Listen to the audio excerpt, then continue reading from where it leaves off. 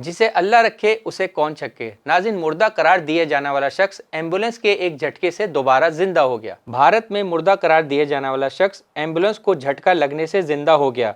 भारतीय मीडिया के मुताबिक भारत रियासत हरियाणा के एक अस्पताल में डॉक्टरों की जानिब से मुर्दा करार दिया गया 80 साल शख्स एम्बुलेंस को लगने वाले झटके पर जिंदा हो गया।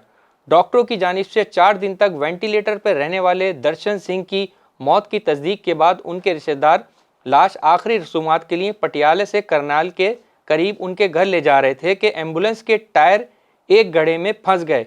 एम्बुलेंस को झटका लगने के बाद दर्शन सिंह के पोते ने उनके हाथ को हिलता देखकर करीबी अस्पताल का रुख किया।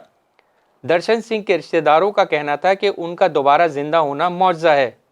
रिपोर्ट्स के मुताबिक अस्पताल में डॉक्टरों ने चेकअप के बाद उन्हें जिंदा करार दे दिया। दिल के मरीज दर्शन सिंह करनाल के एक अस्पताल में जेर इलाज हैं, जहां उनकी हालत तशवीशनाक बताई जा रही है। ताहम उनके अहल खाना को उनकी सेहत याबी के लिए पुरुमीद है। वॉन कराची की वीडियोस देखने के लिए हमारा चैनल सब्सक्राइब कीजिए और बेल के आइकन को क्लिक कीजिए ताकि आप हमारी तमाम आने वाली वीडियो से बाखबर रह सकें।